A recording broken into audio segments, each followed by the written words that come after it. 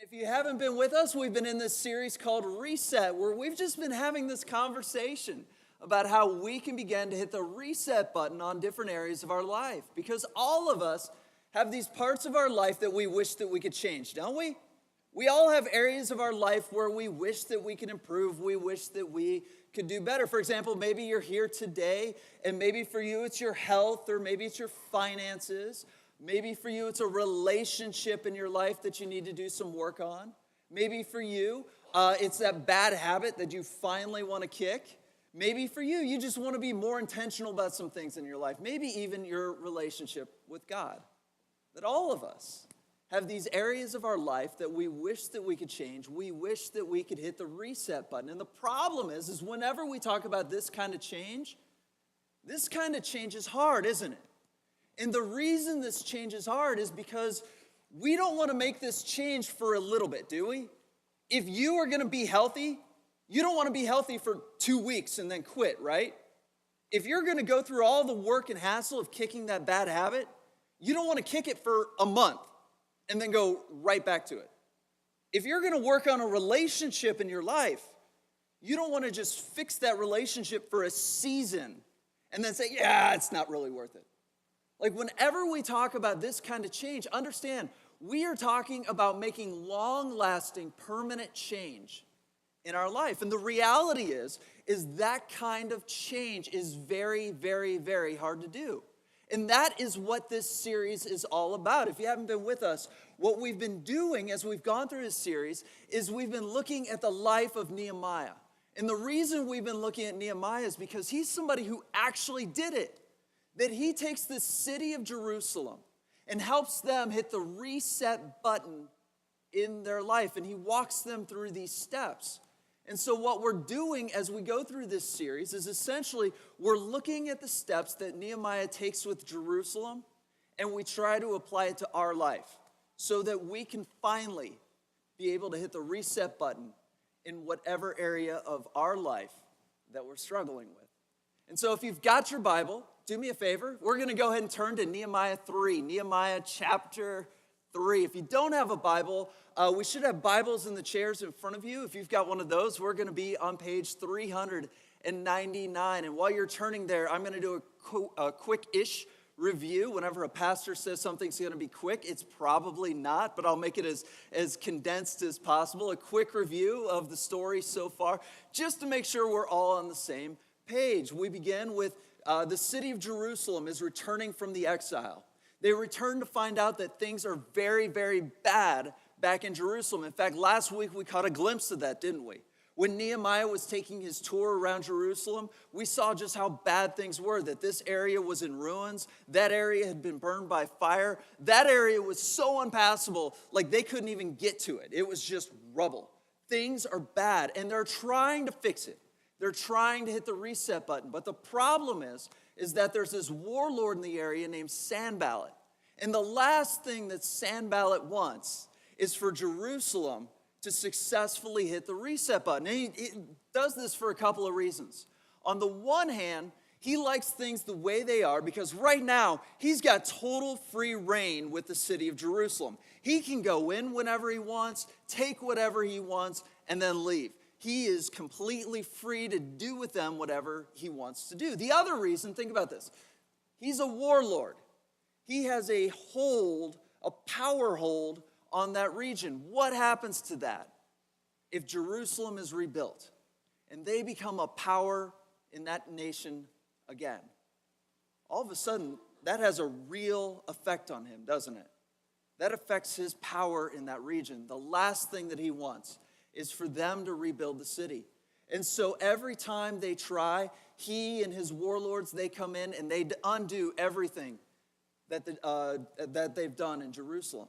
Now, news of this eventually reaches the ears of Nehemiah. And at this point, Nehemiah is the cupbearer to the king of Persia. He hears how bad things are in Jerusalem, and it just breaks his heart.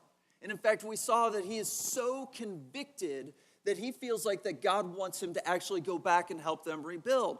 But the problem is that he wasn't free to just go. He didn't have sick days or vacation days like we do. That he was a servant to the king.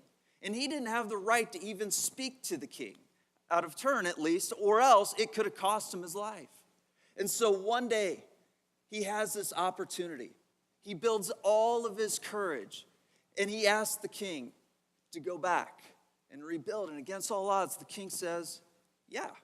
Not only does the king say yes, but he gives him tools and resources, anything and everything he's going to need to rebuild the city. But there's a catch, that eventually Nehemiah has to return.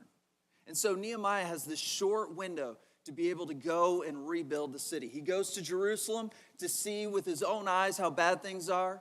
He takes 3 days and evaluates the whole city, and then he gathers everybody together. And for him, this is his big vision casting moment where he's going to gather everybody together and say, this is what we're going to do. He gathers everybody together and says, here's the deal. We're going to rebuild the walls and only the walls of Jerusalem.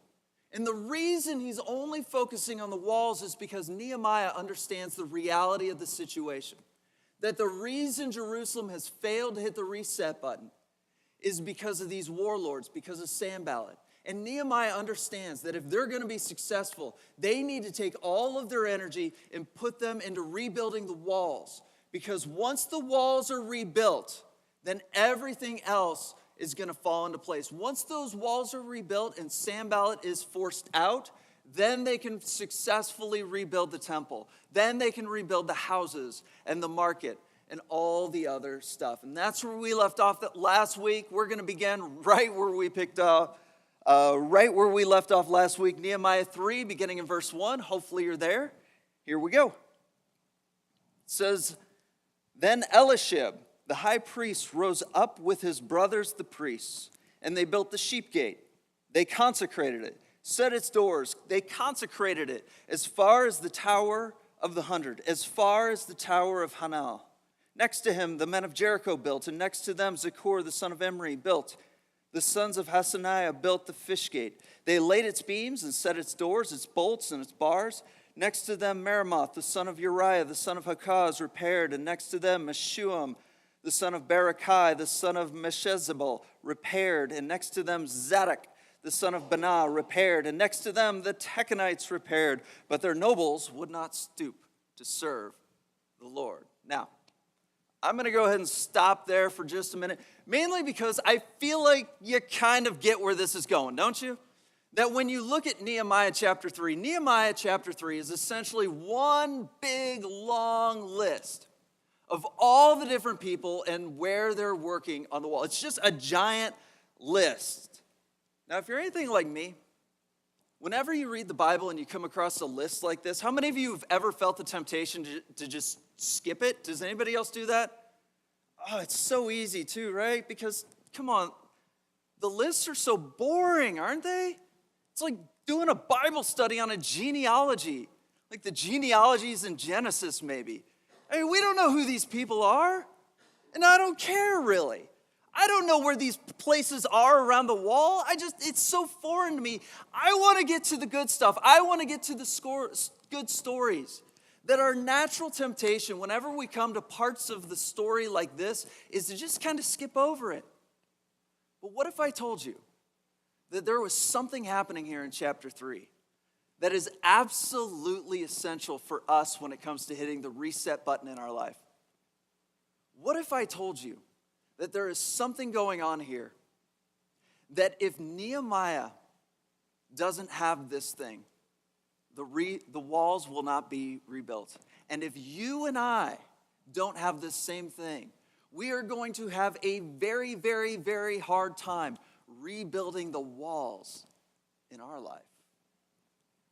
Have you figured it out yet? It's really not complicated. It's really pretty basic. And in fact, a lot of times we miss this thing because it's so basic. It's so assumed. It's just not even on our radar. It's like breathing, right? How many of us are actually aware that we're breathing constantly? How many of us have ever said, okay, take a breath, take a breath, take a breath? We don't, right? It's assumed. Our body is on autopilot. We just do it. And I think this is one of those things with this story, that it's so easy for us to miss. And yet I'm telling you, it is so, so essential. Please tell me you've gotten it by now. If you haven't, let me give you a hint. Can Nehemiah rebuild the walls on his own? Of course not. Like, that's ridiculous. There's no way he's going to be able to do it on his own. I mean, just if you imagine going around the city of Jerusalem and the amount of work that would take forever. Not to mention when you consider the height, not to mention when you consider the material they're using, like some of those beams, there's no way he can even lift it on his own. That there is no way, and that's not even including the opposition. That's just the basic work. There is no way that Nehemiah can rebuild those walls on his own, can he? And in fact, I would say, and I think this is fair, that the only way that Nehemiah can successfully rebuild the walls of Jerusalem is if he has help, right? Let me ask you. If Nehemiah can't rebuild the walls on his own, why is it when it comes to change in our life we try? Why do we try to do it on our own? Because we do, don't we? When it comes to these New Year resolutions, these things in our life that we're trying to change, how many of us have actually told somebody else what we're trying to do? Have any of us actually taken that step, or do we like to keep it to ourselves? I don't want to tell anybody about it. I think we tend to try to do it ourselves, and we do this for a couple of reasons, don't we? On the one hand, we don't like telling people what are the things in our life that we need to change because that implies I need to change. We don't like to share that part of our life with other people. Another reason, is because we don't like to tell people that we're going to try to change something because what if we fail? Then that person knows that I've failed. That's a scary thing too, but I think there's a bigger reason why we don't like to tell people, why we don't like to ask for help. And that's because a lot of us, when it comes to the change we're trying to make in our life, we tend to underestimate how difficult that change is going to be. How many of you have ever said, I've got this? I can do it on my own? Ooh, my personal favorite. How many of you have ever said this? I can quit whenever I want. Anybody? Oh, okay, I've got like two honest people here. There we go. I can quit when we do this all the time. I recently did that one with coffee and then realized, yeah, that's just not going to happen. Who's going to do that, especially when it's -9 outside? Like, whenever you use the phrase, I can quit whenever I want, that's a surefire way of knowing that you can't. And in fact, I remember I was having a conversation with my old worship pastor about this phrase, I can quit when I want. And he was telling me this story. He was in a car with another pastor in the area, and they were having this conversation about this other pastor's love for energy drinks. Apparently, he was one of those guys who just drank Red Bull all the time. It's like if you took his blood, it would be 15% Red Bull. Do you know what I'm talking about? Those people? And so they were talking about this, and the worship pastor was kind of like in that half-joking, half-serious way. He said, you know, I think you've got a problem. And the guy responds without hesitation as if it was a reflex, I can quit whenever I want. And then there was like that awkward silence. Do you know that sort of silence where you realize that something else is happening? And it's like in that moment, they both realize this problem is so much worse than they realize. You see, the problem that we have when it comes to the change in our life is we tend to see it as no big deal. We tend to underestimate that change. But look, here's the reality, guys. If we're serious about making that change in our life, if you are serious about hitting the reset button, then isn't it time you started to take that change seriously? You see, one of the things that we believe here at Redeemer is that you can't do life alone. That we are fundamentally designed by God to live in relationship and in community with one another. In fact, you see this in the creation story, right? You guys remember the creation story? In the beginning, what happens? God creates. He creates heaven and earth and sky and land and sun and moon and stars, plants and animals and Disney creatures and all these different things. And every time God creates something, what does he say? It's good. This is good, and that's good, and that's good. And then God creates the man. What does he say? He says this is not good. He says it's not good that man should be alone. I need to make him a helper. You see, we were not made to live life alone, that we are fundamentally designed to live in relationship and in community with one another, because the reality is that life is hard. And there are going to be times in your life when you're going to struggle. There's going to be times in your life when you're going to doubt, when you're going to be worried and anxious, and in those moments you need people in your life to help you.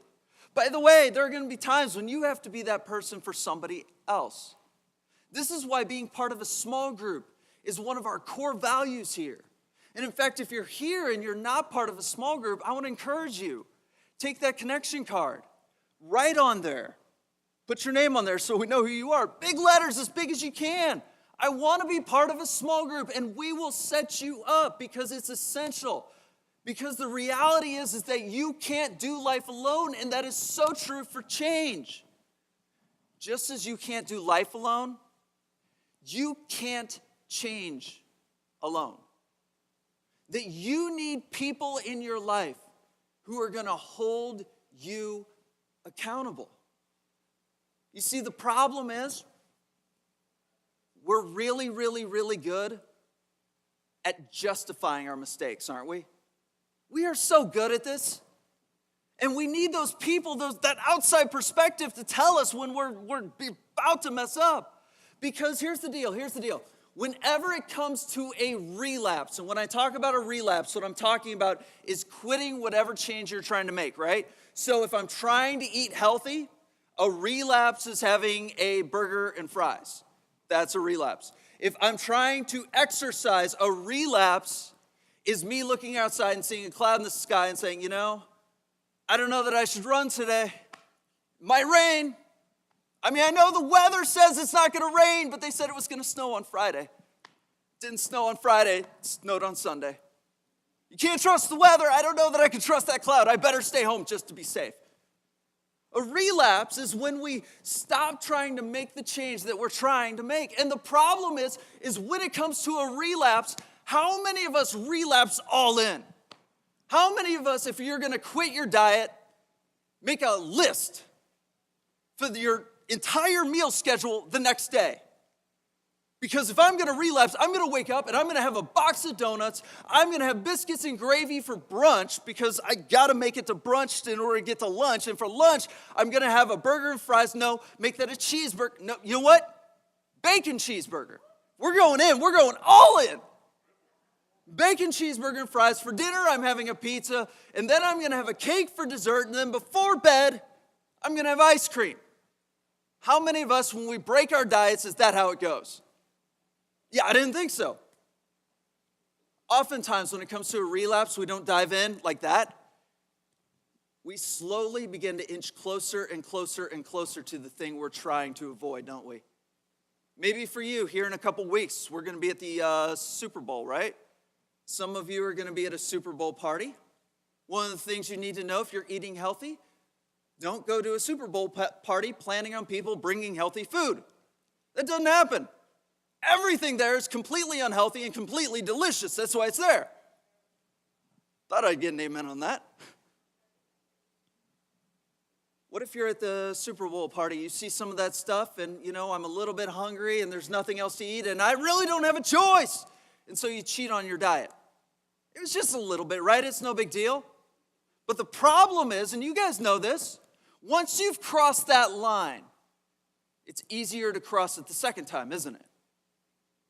Once you've had that first cigarette, the second cigarette is so much easier. Once you've had that first drink, the second drink is so much easier. And so you break that diet. A couple days later, something else happens. You have an opportunity to have a burger and fries. And, well, why not? By the way, can you tell I'm craving burger and fries because I'm going through my own healthy phase right now. And so you have that burger and fries. A couple days later, something else happens, and then you have the pizza. Well, I just cheated once. It's okay. But eventually, cheating once turns into cheating every day. And cheating every day means giving up on your diet altogether. That oftentimes, when it comes to a relapse, we don't go all in. We begin to inch our way closer to the thing that we try to avoid, don't we? It's like this slippery slope. And in fact, we see a great example of this. Check this out. Psalm 1. You guys don't have to turn there, but you can if you want. I'm not going to stop you. Psalm 1:1, the very first line in the book of Psalms, listen to this. It describes this slippery slope of sin. It says this, "Blessed is the man who walks not in the counsel of the wicked, nor stands in the way of sinners, nor sits at the seat of scoffers. But his delight is in the law of the Lord, and on his law he meditates day and night." Notice this. There's a progression here, isn't there? Did you catch it? Blessed is the man who doesn't walk, stand, or sit. Let me ask you something. If you're walking with somebody that you're not supposed to be walking with, how easy is it for you to leave that conversation? It's pretty easy, right? I mean, I just don't want to be with you anymore. I'm going to go over here. Like, it's super easy. You just walk in the other direction. But if you're standing with somebody, that's hard, isn't it? You ever been stuck in a conversation that you couldn't get out of, but you wanted to, but you were standing with them? And you're trying to create that momentum by taking that half step back or the half step away. And they keep leaning in closer. It's harder. It's harder. But then they're sitting. And if you're sitting with somebody, you're there, aren't you? You are there for the long haul. There's a progression here. Don't miss this. It's a progression when it comes to sin. It begins slowly by walking, and then it transitions from walking to standing, and from standing to sitting. And the problem is that from our perspective, oftentimes we have a hard time realizing that we've made that transition. We have a hard time seeing the times that we've moved from walking to standing, but other people, the outside people in our life, the people who are holding us accountable, from that outside perspective, they can tell, can't they? They can see the times when you've transitioned from walking to standing, and they can call you out. You see, if you want to make real change in your life, you have to have people who are going to be able to hold you accountable. Because the unfortunate reality is that knowing the right answers isn't enough. Isn't that frustrating? Like, when it comes to change, it seems so easy on paper. Don't eat this. I could do that. Just don't eat it. Don't do that. Don't say that. Don't drink that. Don't smoke that. In theory, change is easy. Just don't do it. But why is it so hard to not do it? Like, have you ever noticed that just knowing the right answers isn't enough? And in fact, we see a great example of this in the life of Solomon. If you guys aren't familiar with that name, Solomon is known as one of the wisest people who ever lived. I put him in second place behind Jesus, but that's just me. But Solomon is somebody who understood the importance of accountability. And in fact, I'm just going to list off a couple of things that he said about accountability. He had a lot more than this. You can write these down if you want. We see these in the book of Proverbs. These are things that Solomon said about accountability. He says this, "Let the wise listen and add to their learning." This is Proverbs 1:5. "Let the wise listen and add to their learning, and the discerning get guidance." Proverbs 12:15. "The way of the fool seems right to them, but the wise listen to advice." Because from my perspective, it seemed like the right choice. But from the outside, you can see that this is going to end in disaster. Proverbs 13:10. "Where there is strife, there's pride. But wisdom is found in the one who takes advice." Solomon understood the importance of having people in our life who are going to hold us accountable. And the tragedy of Solomon's life is that he knew all the right answers, but when it came to accountability, he didn't have anybody in his life to hold him accountable. And in fact, if you've got your Bibles, do me a favor, turn to 1 Kings chapter 10. If you don't have a Bible and you got one of the chair Bibles, we're going to be on page 291. I want to look at this story where we see a clear picture of where Solomon messes up. We're going to begin in verse 14, 1 Kings 10:14. It says this, "Now the weight of gold that came to Solomon in 1 year," look at this, "was 666 talents of gold." Hold on to that. You bet we're going to circle back to that one. Verse 15. Besides that which came in from explorers and from the business of merchants and from all the kings of the west and from the governors of the land, King Solomon made 200 large shields of beaten gold. 600 shekels of gold went into each shield. He made 300 shields of beaten gold. 3 minas of gold went into each shield. And the king put them in the house of the forest of Lebanon. The king also made a great ivory throne and overlaid it with finest gold. The throne had 6 steps, and the throne had a round top, and on top of each side of the seat were armrests and 2 lions standing beside the armrest, while 12 lions stood there, one on each of a step on the 6 steps. The like of it was never made in any kingdom. Verse 21, all of Solomon's drinking vessels were gold, and all the vessels of the house of Lebanon, house of the forest of Lebanon, were pure gold. None of it was silver, because silver was not considered anything in the days of Solomon. I love that. You don't want the cheap stuff. That silver is cheap. We go straight for the gold. Everything in his house was gold. Verse 22, for the king had a fleet of ships of Tarshish at sea and a fleet of Haram. Once every 3 years, the fleet of ships of Tarshish used to bring gold and silver and ivory and apes, because, who can't have enough apes? And peacocks. Why not? Look at verse 23. Thus King Solomon excelled all the kings of earth in riches and in wisdom. What do we see here about Solomon? He's loaded, right? Is that a good thing? Help us answer that. Go back and reread what it says in verse 14. How many talents of gold did he collect in 1 year? What's that say? 660. For how many of us did that number leap off the page? For a lot of us, I think that number was like a red flag, like warning signs, something is wrong, sirens are going off. Because if you're here today and you've grown up in the church, or even if you're here today and you're not a church person, we understand that that number 666 in the Bible is so much more than just a number, right?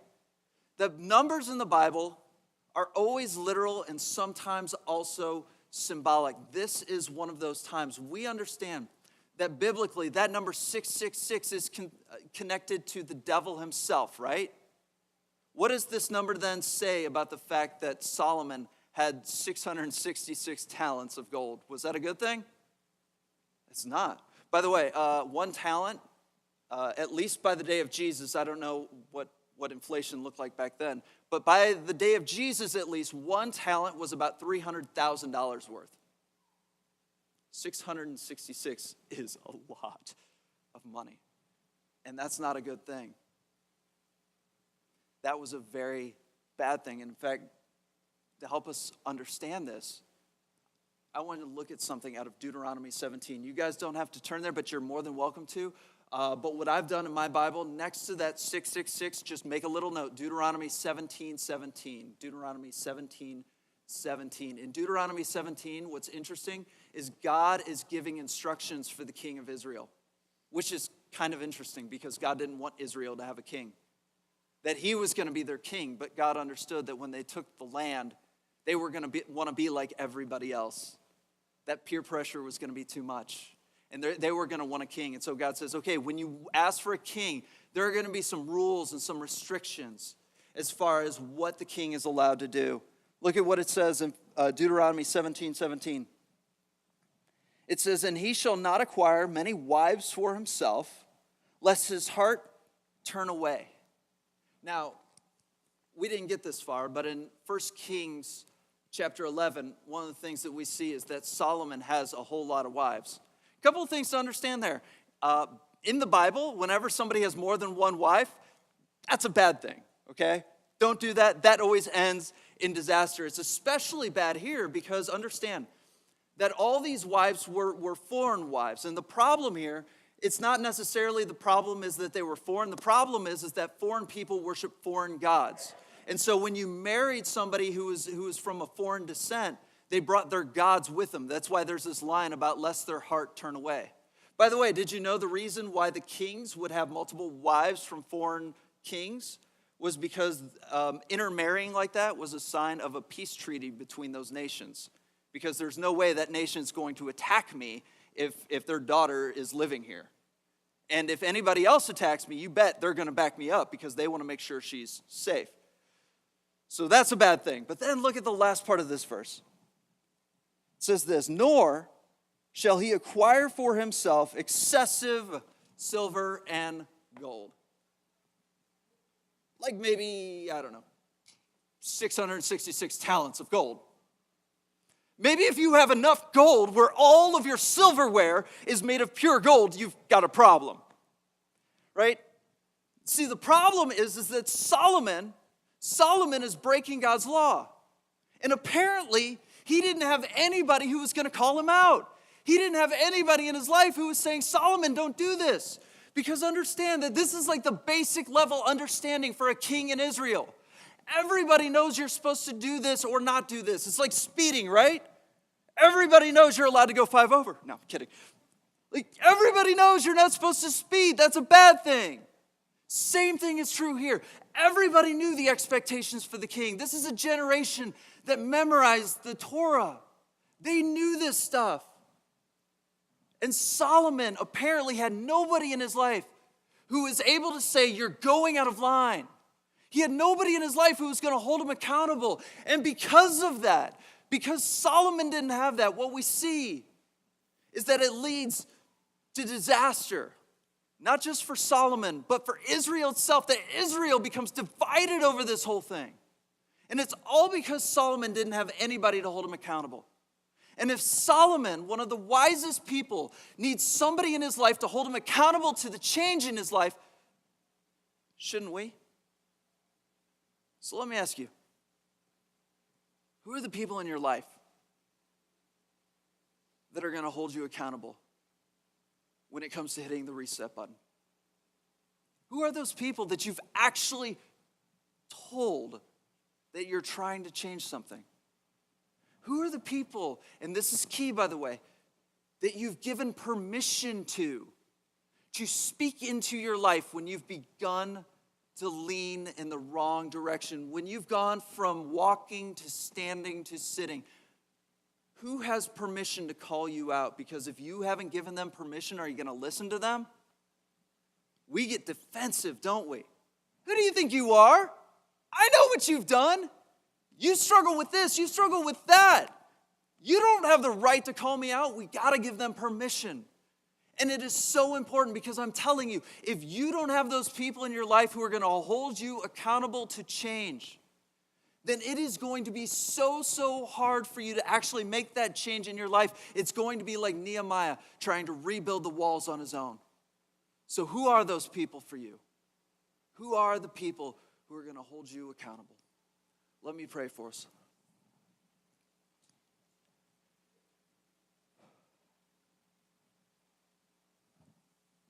God, we thank you for today. God, we thank you for your grace and your mercy and your love, God. We thank you that you are with us in these times of transition when it's so hard to do.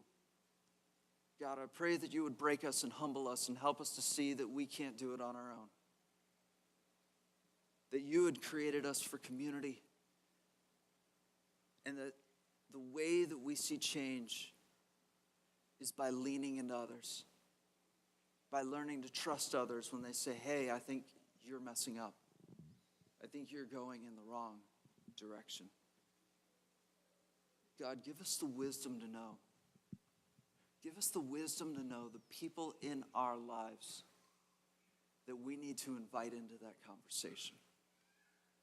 And the courage to not only do it, but to trust them, even when it hurts our pride.